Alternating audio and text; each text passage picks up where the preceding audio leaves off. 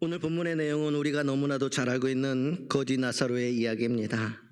이 이야기는 보다 정확히 말하자면 어떤 한 부자와 나사로라고 하는 한 거지에 관한 예수님의 비유의 말씀이라고 하는 거예요. 실제적으로 일어났던 일이 아니라 예수님께서 이 말씀을 통하여 말씀하시고자 하는 목적이 담겨 있는, 그래서 그 목적을 말씀하시기 위하여서 비유로서 오늘 우리에게 주시는 말씀이라고 하는 거예요. 우리가 이 말씀을 이해할 때 그리스도인들은 어려운 사람들을 도우면서 살아가는 것이 하나님의 뜻이다, 맞습니다. 그러나 하나님께서 이 정도의 수준으로 오늘 우리에게 이 말씀을 주신 것이 아니라고 하는 거예요. 오늘 더 이 말씀 안에는 분명한 더 큰 의미가 있다라고 하는 것이에요. 어려움이 있어도 끝까지 믿음을 지키며 이 땅 가운데 살아가는 것이 얼마나 소중한 것이고, 그리고 그 이후에 우리가 죽음 이후에 하나님이 우리에게 베푸실 영원한 나라의 소망이 오늘 우리에게 있음을 말씀해 주고 있는 것입니다. 단지 부자와 가난뱅이의 이야기가 아니라는 거예요. 물질적인 것에 대한 이야기만이 아니라고 하는 거예요. 여기에는 인생이 담겨져 있고, 이 땅에서 그리스도인들이 어떻게 살아야 되고, 그리고 이 땅에서 우리가 믿음을 지키기 위해서 끝까지 하나님 붙잡고 나아갔을 때에 이 땅에 여러 가지 힘듦이 있었지만, 그러나 죽음 이후에 하나님께서 우리에게 베푸실 엄청난 위대한 그 은혜와 축복이 우리에게 있다라고 하는 것을 말씀해 주시면서, 이 세상 사는 동안에 어떻게 사는 것이 잘 사는 것이고 영원한 축복을 받는 길인지에 대해서 이 부자와 거지 나사로를 비유로 말씀하신 것이라는 것을 오늘 분명히 깨달아지기를 주님의 이름으로 소망합니다. 먼저 본문 19절에 보면, 한 부자가 있어 자색옷과 고운 베옷을 입고 날마다 호화롭게 즐기더라 했습니다. 자색옷이라고 하는 것은 원래 왕이 입는 옷이에요. 그 당시에 고운 베옷도 속에 받쳐 있는 아주 고급스러운 옷입니다. 그 부자는 이렇게 이 세상 살아가는 동안에 왕처럼 잘 먹고 잘 입고 즐기며 살았다라고 하는 것입니다. 왕이 누릴 만한 부귀영화를 즐기며 산 사람입니다. 오늘 말씀해 보니까 그가 날마다 호화롭게 즐겼다라고 하는 것은 그가 어떤 목적이 있어서 잔치를 날마다 벌인 것이 아니라 그가 호화로운 즐김 자체에 빠져 있었기 때문임을 말씀해 주고 있다는 거예요. 이 기쁨을, 그 어떤 목적이 있어서, 뭐 결혼은 자녀가 결혼한다든지, 축하할 일이 생긴다든지, 좋은 회사에 입사했든지, 사랑하는 자녀를 출생했다든지, 그런 어떤 목적이 있어서 잔치를 벌였던 것이 아니라 오늘 말씀해 보면 날마다 호화롭게 즐겼다, 호화롭게 즐기는 그 자체에 그 부자는 빠져 있었다라고 하는 것을 말씀해 주겠어요. 무엇인가 세상에서 누리고 즐겁게 많은 것을 다 하면서 살지만 거기에는 인생의 참된 목적은 존재하지 않았다는 것을 상징적으로 말씀해 주고 있다라고 하는 것입니다. 그에게는 보다 고상한 어떤 삶의 목적이 전혀 없었습니다. 그는 날마다 호합한 잔치를 벌이고 있었지만 그의 집 대문 앞에는 나사로라고 하는 이름을 가진 한 거지가 헌데투성이로 버려졌다, 이렇게 말씀하고 있어요. 버려져 버렸다. 그 거지는 그의 집으로부터 나오는 음식물 부스러기라고 그것을 얻어서 연명하려고 그의 집 문 앞에 엎드려 있던 것이지만, 그 부자는 이 불쌍한 사람에 대해서 아무것도 한 것이 없다라고 하는 거예요. 자기는 목적 없이 자기가 가진 모든 것을 가지고 즐겁게 누리면서 정말 하루하루를 그렇게 살았는데, 이 불쌍한 사람에 대해서는 아무것도 한 것이 없어요. 그는 자기의 재물을 오리지 자기의 욕심과 편안함과 쾌락을 위해서만 쓸 뿐이었다라고 하는 것입니다. 그의 무관심, 그가 가지고 있었던 무정함, 냉혹할 정도였다라고 하는 사실이에요. 날마다 호화롭게 즐기는 그의 집 문 밖에서 그 거지 나사로는 결국 죽고 만 것입니다. 이 부자와 거지 나사로의 이 이야기를 말씀을 읽으면서 과거에는 도대체 예수님께서 왜 이 말씀을 하셨는지 이해가 되지 않았어요. 여러분, 이 말씀 왜 하셨는지 이해가 되십니까? 솔직하게? 그냥 눈만 깜빡입니다 라고 그러거든. 여러분, 이 전체 문장을 보면요, 이 말씀 자체가 이해가 되지 않아요. 왜냐하면 나사로가 왜 어떻게 구원을 받았는지에 대한 이야기가 없다라는 거예요. 단지 부자였고 거지였다는 것만 나와요. 그래서 죽었어요. 그 다음에 나사로는 하나님의 나라로 가요. 부자는 음부로 가요. 그런데 왜 나사로가 하나님의 나라의 품에 안겨지고 이 부자는 왜 어떻게 했기 때문에 이유가 나오질 않아요, 여러분. 근데 갑자기 죽었는데 생뚱맞게 천사들이 와서 받들어서 아브라함의 품에 들어갔다라고 이야기하는 거예요. 여러분, 이게 문장이 맞습니까? 여기 맞는다고 생각하시는 분들도 있는 것 같아요. 이해가 되지 않는 거예요. 그의 믿음과 신앙, 그리스도 안에서 삶에 대한 이야기가 아예 없습니다. 나사로와 하나님의 관계도 전혀 없어요. 그냥 부자와 거지 나사로 잘 먹고 살고 거지였는데 죽었는데 이렇게 됐다. 너무너무 이해가 되지 않는 문장이었어요. 그러니까 지난 시간 너무 왜 주님께서 굳이 이렇게 이야기했을까? 어떠한 근거도 없는데 죽자마자 아브라함의 품에 안깁니다. 도무지 이해 안 됐습니다. 근데 여러분, 이 말씀은 비유의 말씀이에요. 목적이 담겨져 있는 말씀이라는 거예요. 예수님께서 말씀하고자 하는 그 목적이 이 문장 곳곳에 숨어 있었다라고 하는 거예요. 비유로 말씀하신 것에 그 단서가 있는데 바로 두 가지에서 우리는 거지 이 나사로가 어떤 사람인지를 유추해낼 수 있는데, 그 첫 번째는 그의 이름에서 그가 누구인지를 알 수 있고, 두 번째는 아브라함의 품에라고 하는 그 단어에서 이 거지 나사로와 그가 어떠한 삶을 살았는지를 우리가 분명하게 찾을 수 있어야 된다라고 하는 사실입니다. 여러분, 나사로라고 하는 이 이름의 뜻은요, 하나님께서 도우신 사람이라고 하는 뜻을 갖고 있어요. 그러니까 나사로는 누구냐?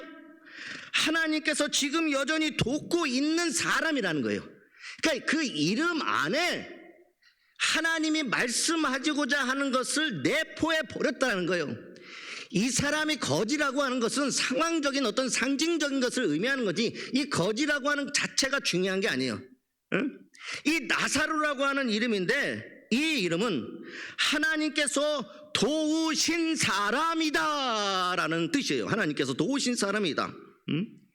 이것은 오직 하나님 밖에는 아무 사람에게도 도움을 받지 못한 비유 속 주인공의 불쌍한 처지를 부각시키기 위해서 예수님께서 붙이신 이름이라는 거예요. 그런데 하나님 밖에는 아무도 도울 수 없는 그러한 존재인데, 지금 여전히 그의 인생을, 그 거지 같은 그러한 비천한 상황인데 그 사람을 지금 하나님이 돕고 있다라고 말씀하시는 거예요. 하나님이 도우신 그 사람. 또 한 가지는요, 이 세상에서 비록 가난하고 비참하게 사람이라 할지라도 저 세상에서는 하나님에 의해 완전히 뒤바뀐 복된 삶을 살 수 있다라고 하는 것을 강조하기 위하여서 의도적으로 나사로라고 하는 이름을 썼다라고 하는 거예요. 의도적으로. 우리가 비록 이 땅에서는 정말 비천한 삶을 살아갈 수도 있지만 의도적으로 그는, 그러나 하나님의 나라에 들어가서는 완전히 뒤바뀐 복된 삶을 사는데 그 이유가 어디에 있는지 오늘 말씀을 풀어서 주님께서 말씀하고 계시다라는 겁니다. 나사로는 사람들에 의해서 대문 앞에 버려졌다라고 말씀하고 있습니다. 또 개가 자기를 핥고 있어도 그 개를 피할 수 없었던 것을 보면 나사로는 본래 걷기 힘든 장애가 있거나 중병에 걸렸거나 아니면 너무 배가 고파서 스스로 이동할 수 없었던 것 같습니다.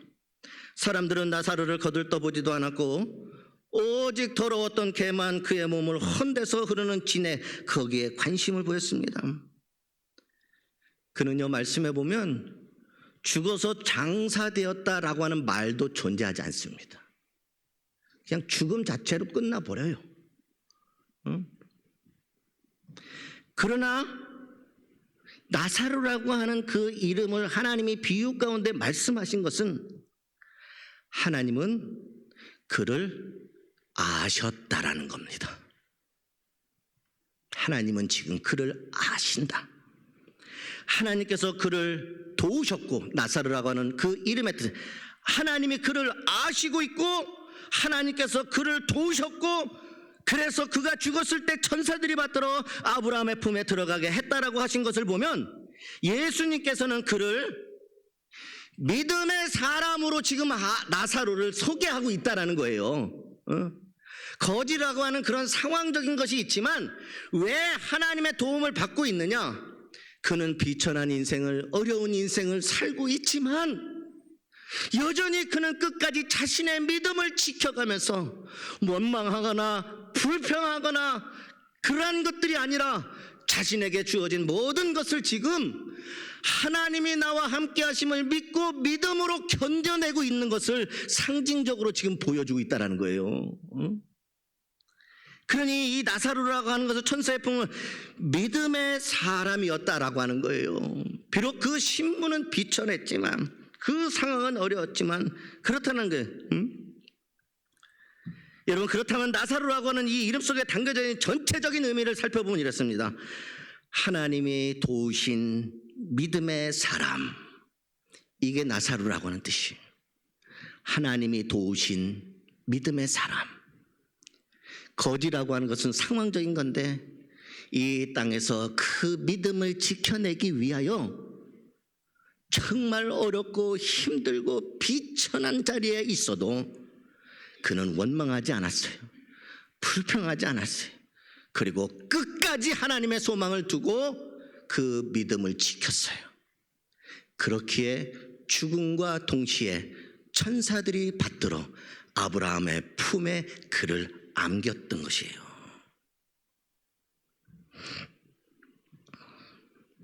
그는 결국 선량한 믿음의 소유자였다라는 겁니다. 그런데 이렇게 극명하게 대비되는 삶을 산 두 사람이 죽었을 때 그 두 사람에게는 또한 너무나도 반대되는 두 삶이 또 각자 주어져요. 이 땅의 삶과 하나님의 나라의 삶, 너무나도 극과 극 반대되는 삶이 주어진다는 것을 주님께서 지금 말씀하고 계신 거예요. 하나는 잠시 있다가 마는 삶, 하나는 영원히 누려야 될 삶에 대한 이야기예요. 그런데 이 땅과 하나님의 나라에서 이 두 사람이 완전히 반대되는 삶으로 이제 바뀌어 버립니다. 본문 22절에 보면 불쌍하게 죽은 병든 나사로는 곧바로 천사들에게 받들려 아브라함의 품에 들어갔다라고 합니다. 여러분, 믿음의 조상 아브라함의 품은요, 여러분 이 말씀 오해하시면 안 돼요. 아브라함에게 갔다라는 이야기가 아니라 하나님 품에 안겼다라는 겁니다. 나사로는 하나님의 품에 안겼는데 성경에서 예수님께서 아브라함의 품이라고 이야기하시는 데에는 중요한 게 뭐가 있냐? 믿음으로 살았던 사람들이 가서 복을 누리는 자리를 상징적으로 말씀하고 있다는 거예요. 아브라함이 믿음으로 살았던 믿음의 조상이에요. 그러니까 믿음의 조상에게로 돌아갔다는 건데, 그 이야기는 믿음의 조상, 이 땅에서 믿음으로 살았던 사람에게 주시는, 그래서 가서 그곳에서 복을 누리는 그 자리로 나사로가 들어갔다라고 하는 것을 말씀해 주고 있다는 거예요. 어떤 분들은 지금 이 말씀을 드려도 역시 아브라함 품이 좋긴 해. 아니에요. 아브라함 이야기하는 게 아니에요. 믿음으로 살아갔던 사람들이 누리는 그 복으로 그가 들어갔다라고 예수님이 지금 말씀하고 있는 거예요. 그러니까 이 아브라함의 품이라는 것은 하나님의 품인데 거기에서 믿음으로 산 사람들에게 주시는 복된 그 자리로 그가 들어갔다, 이 의미라고 하는 것입니다. 그러나 부자의 형편은 전혀 다르게 되었습니다. 그 부자가 죽어 장사된 후 이제 부자는 장사되었다라고 말이 나와요. 장사된 후에 자신을 발견한 곳이 바로 음부였다라는 거예요. 그것은 아브라함과 나사로가 있는 곳과는 거리가 멀고 고통의 자리였어요. 오늘 말씀에 그는 꺼지지 않는 불꽃 가운데서 괴로워해야 했습니다. 그곳에서 고통이 어느 정도였는가 하면 그가 간절히 하소연한 것이 고작 손가락 끝에 물 한 방울 찍어서 혀를 서늘하게 할 수 있게 해달라는 만큼 심한 고통의 자리였다라는 거예요. 여러분, 그 부자는 음부에서 고통 중에 멀리 아브라함과 그의 품에 있는 나사로를 보고 아브라함에게 애원하기를, 나를 긍휼히 여기사 나사로를 보내어 그 손가락 끝에 물을 찍어 내 혀를 서늘하게 하소서. 내가 이 불꽃 가운데 괴로워하나이다. 이렇게 이야기합니다. 우리는 여기서 세상에 살 때에 나사로에게 아무런 긍휼이나 도움을 베풀 줄 몰랐던 부자가 나사로를 통한 긍휼과 도움을 구하고 있음을 봅니다. 이 세상에 살 때는 도움을 베풀 줄 몰랐던 이 부자가 그곳에 가서는 나사로에게 도움과 긍휼을 베풀어 주기를 바라고 있다라고 하는 겁니다. 완전히 상황이 바뀌어버렸죠. 그가 나사로를 보내어 그 손가락 끝에 물을 찍어 내 혀를 서늘하게 하소서 한 것을 보면 여러분, 중요한 것이 한 가지가 있어요. 그는 살아생전에 나사로의 이름을 알고 있었다라는 겁니다. 이미 나사로를 알고 있었어요. 하나님이 도우시는 믿음의 사람 나사로, 몰랐던 게 아니라는 거예요.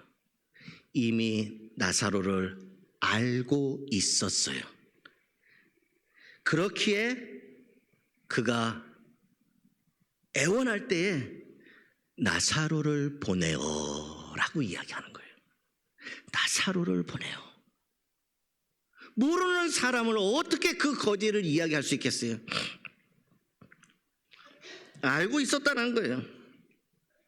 그것은 그가 나사로의 존재와 그의 비참한 형편과 그의 고통을 몰라서 그에게 도움을 주지 못한 것이 아니라 알면서도 그렇게 살지를 않았다라고 하는 것입니다.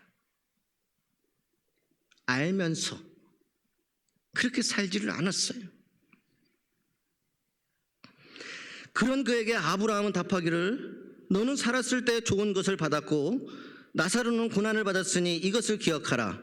이제 그는 여기서 위로를 받고 너는 괴로움을 받느니라. 이게 이 생과 사후의 하나님의 나라의 삶이라는 거예요. 주님이 말씀하시는 것에 귀를 기울일 수 있기를 주님의 이름으로 소망합니다. 오늘 말씀 속에 천국의 복음이 담겨져 있기 때문에 너무너무 중요한 이야기예요. 그리고 이어서 뭐라고 말씀하시느냐, 26절에 그뿐 아니라 너희와 우리 사이에 큰 구덩이가 놓여 있어 여기서 너희에게 건너가고자 하되 갈 수 없고 거기서 우리에게 건너올 수도 없게 하였느니라. 이 세상 사는 동안 작은 자에게 무관심하고 도움을 주지 않는 것은 저 세상에서 아무도 자기에게 관심을 갖고 도움이 되려 하는 이가 없게 만드는 길임을 보여주고 있다는 거예요.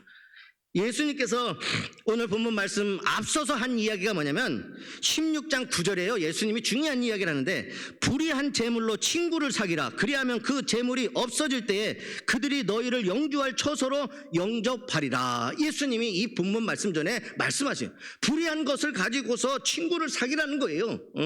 그렇게 됐을 때, 내가 모든 것을 잃어버렸을 때에 그들이 너에게 영주할 것을, 처소를 줄 것이다 라고 예수님께서 말씀하셨다는 거예요.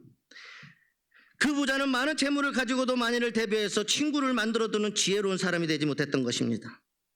너희와 우리 사이에 큰 구덩이가 놓여 있어 여기서 너희에게 건너가고자 하되 갈 수 없고 거기서 우리에게 건너올 수도 없게 하였느니라 하신 것은, 여러분, 아브라함의 품에 안긴 사람들과 음부에 내려간 자들 사이에 소통이 불가능함을 말씀하고 있어요. 올 수도 없고 갈 수도 없고 도울 수도 없고 무엇도 불가능하다라는 것을 이야기하는 거예요. 부자는 바로 자기 집 대문 앞에 있던 한 불쌍한 사람과 따뜻한 한마디의 의사소통을 외면하고 지남으로써 그 사람이 사후에 누리는 복된 삶과의 영원한 소통의 단절을 스스로 초래했다라는 것이 문제입니다. 그가 스스로 그렇게 만들어버렸다는 거예요. 그러자 그 부자는 다시 청하기를, 그러면 아버지여 구하노니 나사로를 내 아버지의 집에 보내소서. 내 형제 다섯이 있으니 그들에게 증언하게 하여 그들로 이 고통받는 곳에 오지 않게 하소서. 27절 28절의 말씀입니다. 그러나 아브라함의 대답은 그들에게 모세와 선지자들이 있으니 그들에게 들을지어다. 이미 그들에게 모세와 선지자들에게 그들에게 모든 것을 다 전했으니 그들에게 들을지어다. 그런데도 그 부자는 끈질기게 아브라함을 설득합니다. 그렇지 아니하나이다. 아버지 아브라함이여, 만일 죽은 자에게 그들에게 가는 자가 있으면 회개하리이다. 이렇게 이야기합니다. 그러자 아브라함은 단호하게 말을 했다라는 거예요.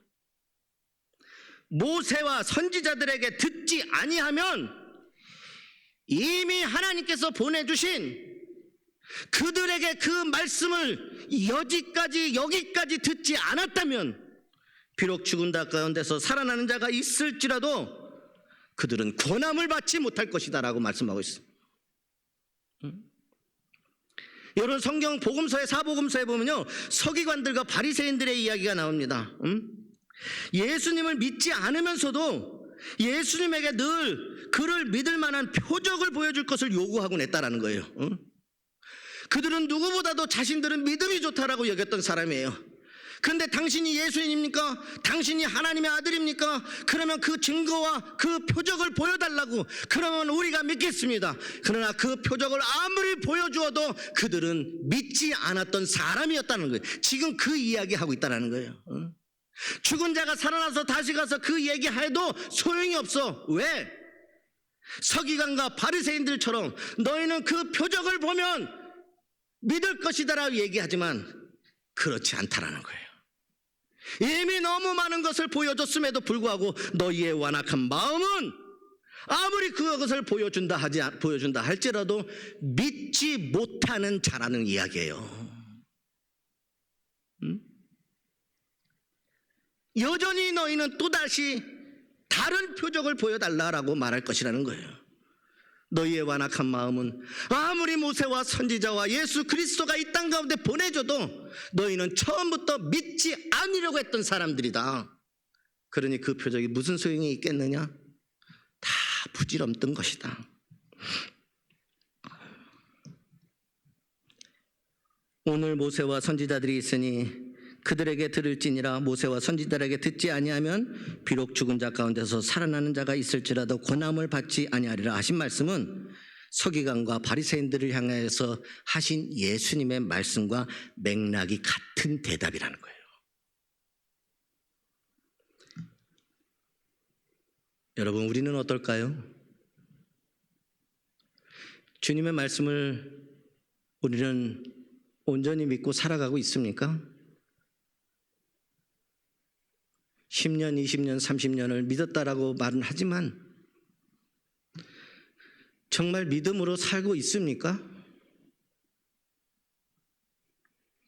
무엇인가 나에게 어떠한 것들이 이루어져야만 주님 믿습니다라고 하는, 여전히 그렇게 주님 믿지 않습니까?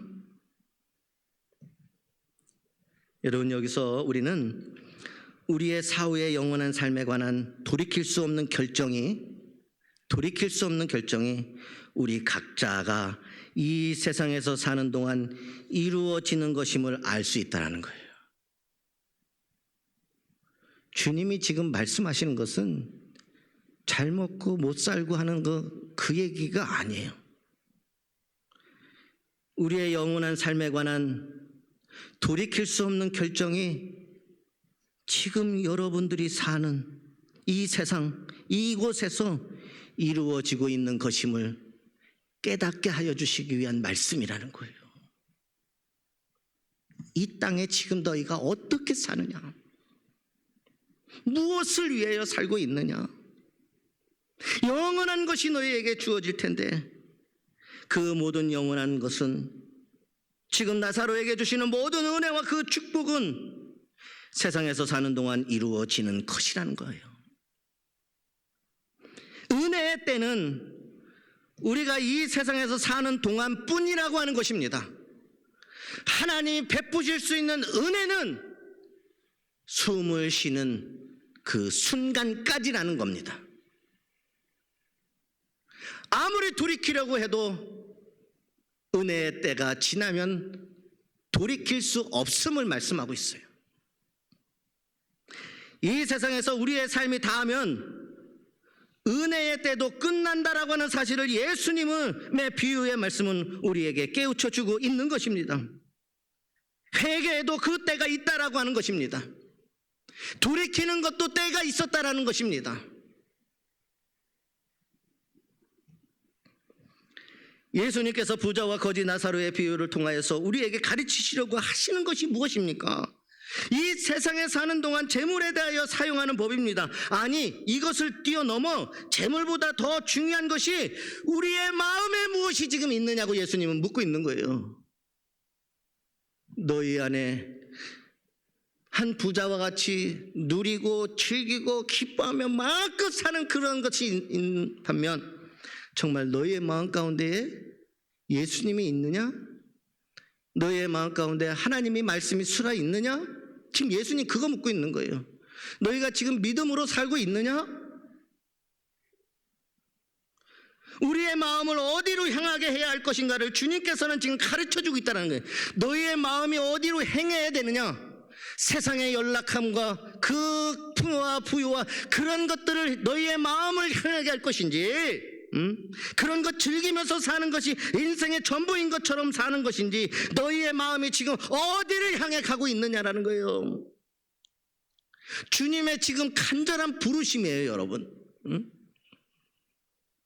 그 부자가 어떻게 됐는지 주님이 지금 보여주고 비유로 말씀하고 계시다지 않습니까?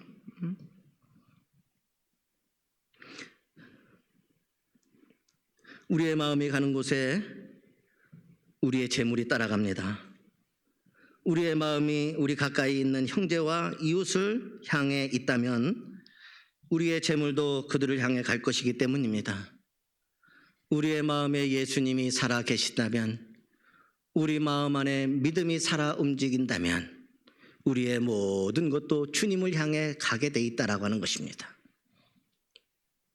우리의 마음이 오로지 우리 자신에게만 쏠려 있으면 내가 이 땅에서 부귀영화를 누리며 살아가는 그 정도 수준에 쏠려 있으면 우리의 재물도 우리 자신만을 위한 일에만 쓰일 수밖에 없기 때문이라고 하는 거예요, 여러분.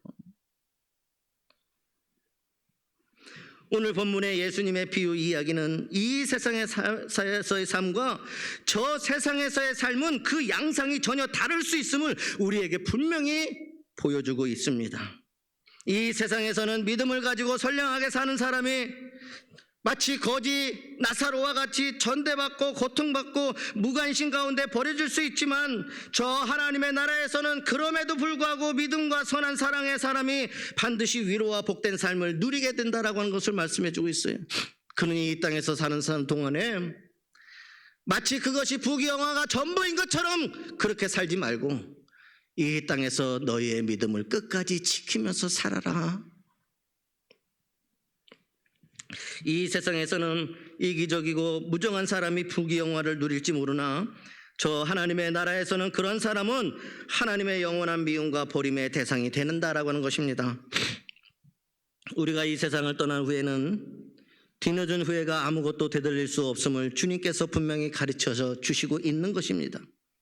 그때에는 오직 어두운 데에 쫓겨나 슬피 울며 이를 갈미 있을 뿐이라고 하는 것입니다. 이만큼 처절한 곳이다라고 하는 것을 살아생전에 깨달으라고 지금 말씀하고 있는 거예요. 따라서 이 세상 사는 동안에 우리의 마음을 어떻게 쓰며 우리의 재물을 어떻게 쓸 것인지를 빨리 깨닫고 이를 실천해야 된다라고 하는 거예요. 아직 날이 많은데 두었다가 천천히 하지 않은 생각에 빠져 있으면 결코 안 됩니다. 우리의 삶은 언제 어떻게 될지 아무도 모릅니다. 아무도 몰라요. 우리가 세월호 사건이라고 하는 것을 통해서 얼마나 많은 어린아이들의 생명이 한순간에 다 죽음으로 몰렸어요. 어? 이태원 참사를 통해서 젊은 청춘들이 그것을 알았으면 거기에 갔을까요, 여러분?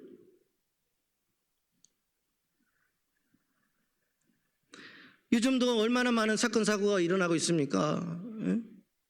뭐 시청 근처에서 급발진 사고라고 이야기하지만 그 자리에서 9명의 선한 사람들이 그냥 이유 없이 근거 없이도 그 자리에서 9명의 생명이 거두어졌어요. 16명이 부상을 얻게 되어져요.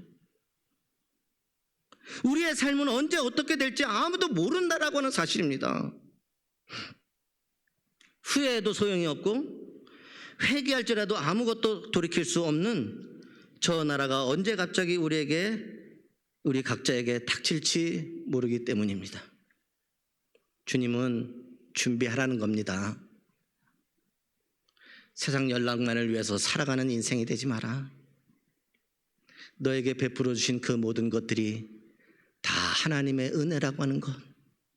이 세상 살아가는 동안에 내가 이 세상에서 호의호식 그런 건 연락은 다 누리지 못했어도 끝까지 너의 믿음을 지키고 내가 하나님을 원망하지 아니하고 불평하지 아니하고 살아왔다면 너에게는 영원한 하나님의 축복이 기다리고 있을 거야.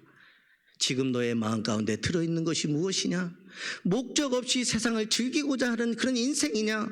응? 힘들고 어려워도 믿음을 지키고 끝까지 그 믿음 안에서 천국의 소망을 바라보며 견디며 살아온 것이냐? 너의 마음속에 예수가 있느냐? 내 마음속에 믿음이 있느냐? 너의 마음속에 말씀의 사랑이 있느냐? 내가 그 말씀 듣고 지금 그렇게 살고 있느냐?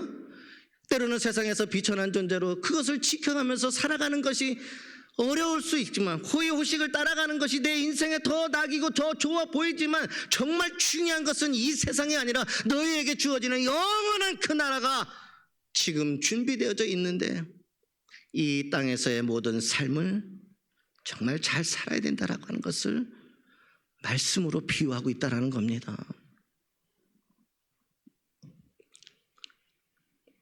결론적인 말씀입니다. 예수님의 비유 속에 부자가 사후에 고통받는 것은 그자가 부자였기 때문이 아닙니다. 부자는 상관도 없는 거예요, 실은. 비유로 드리는 말씀이에요. 그자가 부자였기 때문에 지옥 갔다? 결코 그렇지 않습니다. 그가 그렇게 살게 해주신 그 하나님의 은혜를 잊어버리고 살았고 하나님의 은혜를 모르니까 믿음으로 살지 않았어요. 목적 없이 누리고 즐기기만을 위해서 살아왔다는 거예요.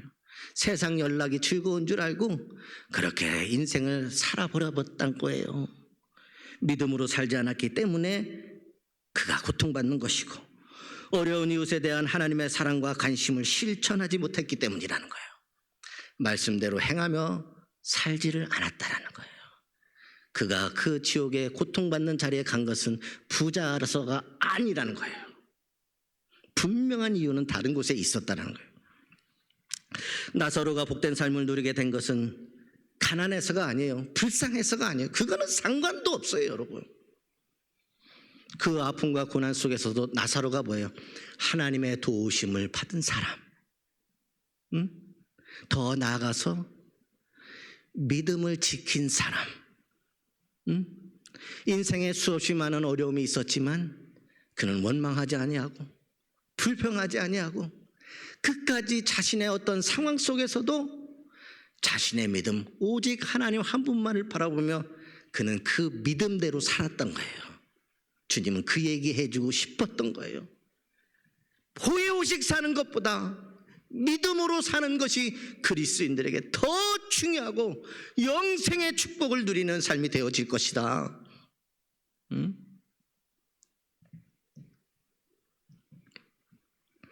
그가 가난해서 천국에 갔던 것이 아니라 선한 믿음을 가진 사람이었기 때문이라는 것입니다. 그리고 그것을 끝까지 지켰어요. 그래서 믿음으로 살았기에 믿음의 조상이었던 아브라함 품, 믿음으로 산 사람에게 주시는 그 복의 자리로 그가 하나님의 인도하심을 받게 되어졌다라는 것. 그 누구도 이 세상 떠날 때 하나님 앞에 갈 때 단돈 1원이라도 가지고 가는 사람 없습니다. 다 이 세상에 두고 갈 것입니다. 그런데 사랑의 실천 없이 믿음으로 살지 않고 이 세상에 남겨놓고 가는 재물이 있다면 그 재물이 많으면 많을수록 하나님 앞에 큰 짐을 지고 가는 것이라는 거예요. 하나님과의 결산대 앞에 섰을 때 그것이 고통이 될 수도 있고 후회가 클 수도 있다는 거예요. 돈이 많은 게 문제가 아니라 믿음으로 살지 않으면서 하나님의 그 사랑을 나누지 않으면서 가져갈 수 없는 그것을 많은 것들을 그냥 남겨두고 가버렸다면 그것이 문제는 후회가 클 것이라는 거예요. 그러나 이 세상에서 가지고 있던 것을 남을 위하여 좋은 일을 위하여 주를 위하여 쓰고 가는 사람은 하나님 앞에 가볍게 나아갈 것이며 하나님과의 결산대 앞에서 위로와 칭찬을 받게 되어질 것입니다. 어떻게 사시겠습니까? 어떻게 살다가 이 땅 떠나실 것이겠습니까? 이제 어쩌면 우리는 이곳에 모인 여러분들과 저는 그 때가 점점 더 가까이 온 사람들입니다. 이제 우리는 우리의 인생을 정산해야 될 때가 온 그러한 때가를 살고 있다라고 하는 것입니다. 여러분, 하나님 앞에 섰을 때에 영원히 복되고 풍요로운 삶이 여러분들에게 주어질 삶을 사시길 바랍니다. 그 삶을 바라보며 하나님의 뜻에 충성되게 이 세상에서의 하루하루를 살아가는 여러분 되시기를 부탁합니다. 풍요롭게 즐기며 사느라 우리 집 문 밖에 버려져 있는 나사로를 보지 못하고 무심히 살아가는 우리가 되지 맙시다.